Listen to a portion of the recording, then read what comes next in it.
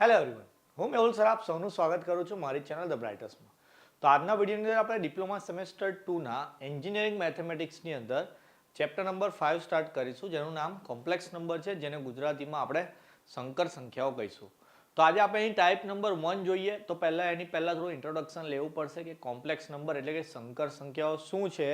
એના પછી જે પહેલી ટાઈપ જે એક્ઝામમાં પૂછાતા હોય છે કે જેમાં ફાઇન્ડ XY એટલે કે XY શોધવાની કિંમતોના દાખલા આવશે, કેવા આવશે બતાવીશ તમને લાસ્ટમાં.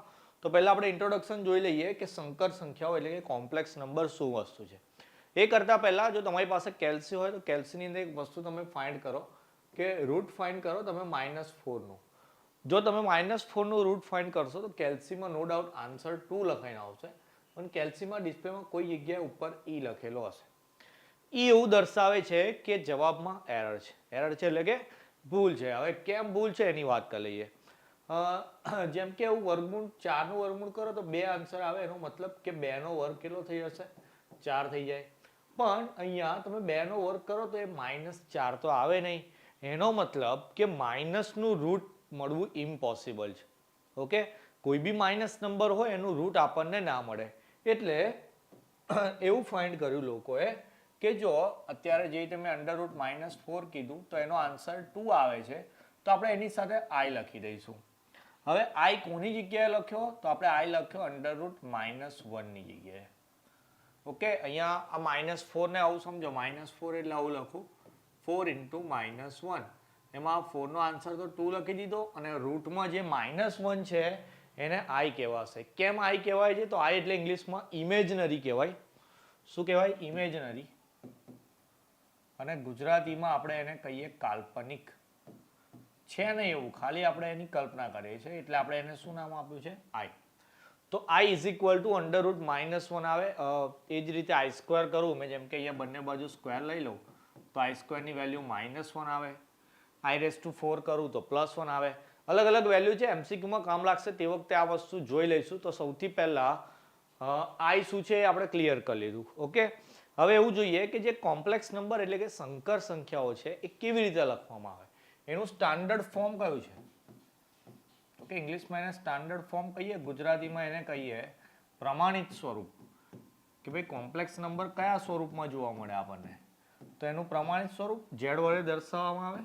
z = x + iy, અથવા તો કોઈક વાર a + ib બી કહે છે એને. z = a + ib. હવે xy ની જગ્યાએ તમે abb લખી શકો. એમાં આ જે x છે એમાં દેખો i વાળું પદ નથી, એટલે એને એનો વાસ્તવિક ભાગ કહેવાય. વાસ્તવિક ઇંગ્લિશમાં એને કહીએ રિયલ, એટલે એને રિયલ ઓફ z કહેવાય. અને આમાં i આવી જાય છે એટલે આને કાલ્પનિક ભાગ કહેવાશે. કાલ્પનિક એટલે ઇમેજનરી, તો આને imz કહેવામાં આવે. તો એક વસ્તુ યાદ રાખીશું, આપણે આ ચેપ્ટરમાં જેટલા બી એક્ઝામ્પલ ગણીશું એમાં આપણી પાસે કોમ્પ્લેક્સ નંબર આ ફોર્મમાં જ હોવો જોઈએ. એનું સ્ટાન્ડર્ડ જે ફોર્મ છે એમ જ આપેલો હોવો જોઈએ, તો જ આપણે એક્ઝામ્પલ ગણી શકીશું. જો નહીં આપેલું હોય તો થોડાક ચેન્જ કરવાના આવશે, કેવા એ જોઈ લઈશું આપણે. તો આપણે એવું જોયું કે કોમ્પ્લેક્સ નંબર એટલે કે સંકર સંખ્યાઓ આ રીતે દર્શાવવામાં આવે. હવે એની જો ચેપ્ટરની અંદર થોડી ઘણી ફોર્મ્યુલાઓ છે, પણ જે ટાઈપની અંદર જે ફોર્મ્યુલા એપ્લાય કરવામાં આવશે એ જ આપણે વિડીયોના સ્ટાર્ટિંગમાં જોઈશું. તો અત્યારે પૂરતું આટલું ઇનફ છે. આપણે ટાઈપ નંબર જે 1 છે એમાં કઈ ટાઈપના એક્ઝામ્પલ આવે એ જોઈએ. તો મેં લખ્યું હતું સ્ટાર્ટિંગમાં ફાઇન્ડ XY એટલે કે x ને y ની વેલ્યુ શોધવાની. એવા એક્ઝામ્પલ પૂછાય 3 માર્કની અંદર. તો અહીંયા દેખો તમને કે બે કોમ્પ્લેક્સ નંબર આપેલા છે. એક બાજુ આપેલું છે 3x + 2yi, એટલે આવી રીતે લખીશું. પહેલું સ્ટેપ કે હિયર અહીં 3x + 2yi = 6 + 4i. શું છે કે આમાં આપણી પાસે બે કોમ્પ્લેક્સ નંબર છે ને વચ્ચે શું લખેલું છે? = લખેલું છે. તો બે કોમ્પ્લેક્સ નંબર એટલે કે બે સંકર સંખ્યાઓ સરખી હોય તો એમના વાસ્તવિક ભાગ એટલે કે રિયલ પાર્ટ અને કાલ્પનિક ભાગ એટલે કે ઇમેજનરી પાર્ટ બી સરખા હોય. તો આપણે આવું લખીશું, બંને બાજુ વાસ્તવિક અને કાલ્પનિક ભાગ સરખા હોય. ટાઈપ 1 ની અંદર દરેક દાખલામાં આવું લખવાનું આવશે આપણે, વાસ્તવિક અને કાલ્પનિક ભાગ સરખા હોય.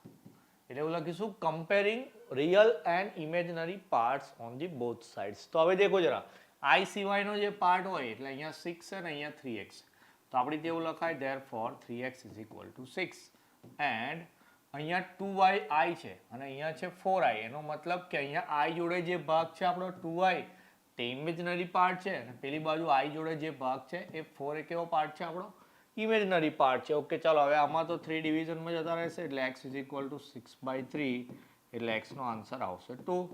સેમ વે પેલી બાજુ y is equal to 4/2 થશે તો આમાં y નો આન્સર આવશે 2. એકદમ ઇઝી એક્ઝામ્પલ છે, 3 માર્કની અંદર જીટીયુમાં પૂછાયેલા છે, થોડોક વધારે ઇઝી છે, બેઝિક છે. બીજું એક એક્ઝામ્પલ સમજાવું કે જેમાં થોડું કેલ્ક્યુલેશન આવશે પણ જે સ્ટેપ છે એ સેમ લખવાના છે. સૌથી પહેલા એવું લખી દેવાનું કે જે આપેલું છે એ કે 2x minus y plus 2y is equal to 6 plus 4i. પછી પેલી લાઈન લખવાની બંને બાજુ વાસ્તવિક અને કાલ્પનિક ભાગ સરખાવતા. ઓકે હું નહીં લખતો, તમારે લખવાનું છે દરેક દાખલાની અંદર comparing real and imaginary parts on the both sides. ચલો હવે આમાં દેખો આ 2x minus y છે કે જેમાં i નથી આપેલો, પેલી બાજુ 6 એવું છે કે જેમાં i નથી આપેલો. અહીંયા 2i જોડે i છે, પેલી બાજુ 4 જોડે i છે, તો આપણે આના પરથી આગળ જે રીતે વેલ્યુ ફાઇન્ડ કરીએ તો આમાંથી y નો આન્સર કેટલો મળી જશે આપણને 2 અને એ જે y નો આન્સર આવે એને મેં અહીંયા મૂકી દઉં. દેખો જરા 2x minus 2 is equal to 6 minus 2 ને પેલી બાજુ લઈ જાઉં પ્લસ 2 થઈ જાય, 6 plus 2 એટલે એવું થઈ ગયું 2x is equal to 8, therefore x is equal to 8/2 એટલે x નો આન્સર કેટલો આવશે 4 આવશે. ચલો આ બી ઇઝી હતું, આમાં બી કંઈ એટલી બધી કેલ્ક્યુલેશન હતી નહીં. તો આવા સિમ્પલ બેઝિક એક્ઝામ્પલ કે જેમાં x ને y ની વેલ્યુ ફાઇન્ડ કરવાની આવે 3 માર્કની અંદર પૂછાશે. બીજો એક એક્ઝામ્પલ બી જોઈએ. ઓકે ચાલો એ જ રીતે લખવાનું છે. સૌથી પહેલા લખી દો શું આપેલું છે આપણી પાસે 3x minus 7 plus 2iy is equal to 5y plus 5 plus x into i. Okay ચાલો પેલી લાઈન લખવાની બંને બાજુ વાસ્તવિક અને કાલ્પનિક ભાગ સરખાવતા, comparing real and imaginary parts on the both sides. ચાલો અહીંયા i વાળા બે પાર્ટ છે, એની સિવાય આ 5y અને 3x minus 7 અલગ છે, તો 3x minus 7 is equal to 5y and બીજું આપ્યું છે દેખો i જોડે જે હોય તે જ લખવાનું, તો અહીંયા i જોડે 2y છે અને પેલી બાજુ છે 5 plus x. ચાલો કોઈ પણ એવું ઇક્વેશન નથી કે જેમાંથી x ની ડાયરેક્ટ વેલ્યુ મળે કે y ની મળે, તો આપણે ઇક્વેશનને ખાલી ગોઠવું છું. એક સ્ટેપ દેખજો જરા, અહીંયા 3x એની એ જગ્યાએ પ્લસ 5y ને આમ લઈ આવું માઇનસ 5y અને માઇનસ 7 ને પેલી બાજુ લઈ જાઉં પ્લસ 7. સેમ વે અહીંયા આગળ આ x એને એ જગ્યાએ રાખું છું, આ પ્લસ 2y પેલી બાજુ જશે માઇનસ 2y અને x જોડે જે પ્લસ 5 હતા એને પેલી બાજુ લઈ જઈએ એટલે થઈ જાય માઇનસ 5. તો આ ઇક્વેશન નંબર 1 થઈ ગયું, આ ઇક્વેશન નંબર 2 થઈ ગયું. બે ઇક્વેશન છે, બે વેલ્યુ ફાઇન્ડ કરવાની છે. એલિમિનેશન મેથડ અથવા ગુજરાતીમાં આપણે જેને લૂપની રીત કહીએ છીએ એ વસ્તુ એપ્લાય કરી દઈએ. તો દેખો જરા અહીંયા x જોડે 3 છે, અહીંયા નથી, તો હું આ ઇક્વેશનને 3 થી મલ્ટીપ્લાય કરી દઉં. પછી લખવાનું આવી રીતે કે સમીકરણ 2 ને 3 વડે ગુણી 2 માંથી 1 બાદ કરતા. ઇંગ્લિશમાં કેવી રીતે લખીશું આપણે multiplying equation number 2 with 3 and then subtract 1 from it. Okay ચાલો એટલે આને આપણે 3 વડે મલ્ટીપ્લાય કરીને લખું તો પહેલું 3x અહીંયા થઈ જશે 6y અને 5 ત્રીજા થઈ જશે 15. ઓકે ચાલો પહેલું ઇક્વેશન તો એઝ ઇટ ઇઝ લખવાનું છે 3x minus 5y is equal to 7. Subtract કરો એટલે બાદ કરો તો ચિહ્નો બદલી જવાનું, જેમ કે પ્લસનું માઇનસ, માઇનસનું પ્લસ અને પ્લસનું માઇનસ, આ બંને કટ થઈ જશે. માઇનસ 6y પ્લસ 5y એટલે થઈ જશે માઇનસ y.